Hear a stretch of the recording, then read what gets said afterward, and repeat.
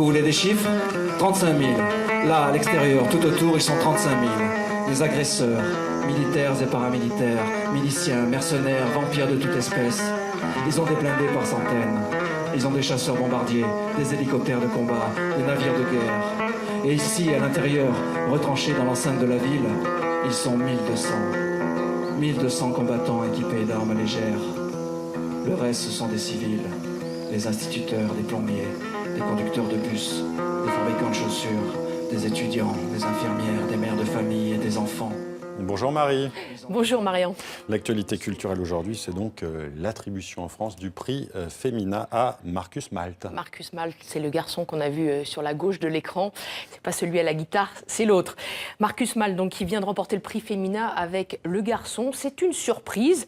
Il a obtenu 7 voix contre 3 pour Natacha Apanac et son Tropique de la violence. Alors le Femina, vous le savez, c'est un jury 100% féminin, présidé cette année par l'historienne bretonne Mona Ozouf, qui a qualifié Le Garçon de aérolite. Est-ce que vous savez ce que c'est un aérolite? Non, j'en ai aucune idée, Marie. Alors, c'est une météorite. Et c'est vrai que c'est un peu une pierre venue de l'espace. Ce garçon, une fresque très dense. C'est quand même un livre qui fait 534 pages, qui retrace la vie d'un garçon sans voix, sans nom, un être quasi sauvage, dont on voit la vie se dérouler sur une trentaine d'années, de 1908 à 1938, qui traverse la Première Guerre mondiale. Une grande épopée à mi-chemin entre la fresque historique et le roman d'initiation, en fait. Alors Marie, qui est cet auteur, Marcus Malte, de son vrai nom, Marc Martignani? Absolument. Alors, les lecteurs de polar, dont vous êtes peut-être, oui, le connaissent sans doute, les autres un peu moins. Marcus Malte a 48 ans, il est né dans le Var. Il a déjà une trentaine de romans noirs et policiers à son actif, mais aussi des livres de littérature jeunesse et d'enfance, également quelques nouvelles. C'est un excellent pianiste, il joue dans un groupe de jazz, et cette proximité avec le jazz lui a d'ailleurs donné des idées, lui l'a inspiré pour ses 2 principaux romans noirs, les plus célèbres en tout cas, Garden of Love en 2007 et Les Harmoniques en 2011, qui mettent en scène un même pianiste, justement, qui s'appelle Mister. Alors, beaucoup de romans noirs pour Marcus Malte. Là, avec Le Garçon, il fait un pas de côté qui lui réussit.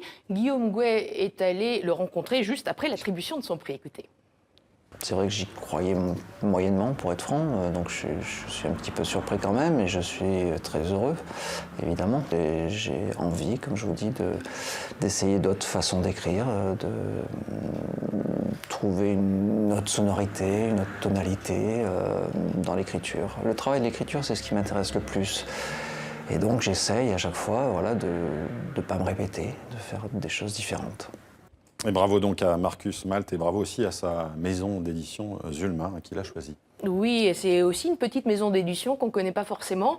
Elle est dans le 6e arrondissement à Paris, ça c'est plus habituel. Une équipe éditoriale de 5 personnes qui publie des auteurs du monde entier, une trentaine de pays sont représentés. Elle est distribuée en Suisse et au Canada. Elle est également connue, on le voit, pour ses couvertures au graphisme très original, créé par David Pearson en 2006.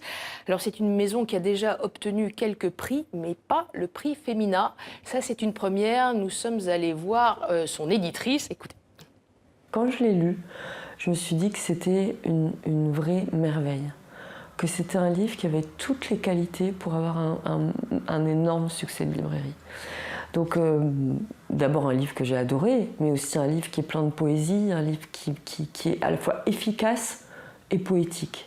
La maison avec Là où les tigres sont chez eux de Jean-Marie Blas de Robles avait remporté un prix Médicis en 2008. Et là, l'autre grand prix littéraire, le prix Femina, donc maintenant en 2016, pour Le Garçon de Marcus Malte. Donc je ne vais pas dire que je suis une habituée de la saison des grands prix, mais je peux vous dire que c'est très joyeux et ça fait vraiment plaisir. Voilà Marie, je crois que vous avez une anecdote à nous raconter à propos de son... Marcus Malte va peut-être changer son blog, son site internet, puisque quand on arrive sur son site internet, regardez ce qui est écrit.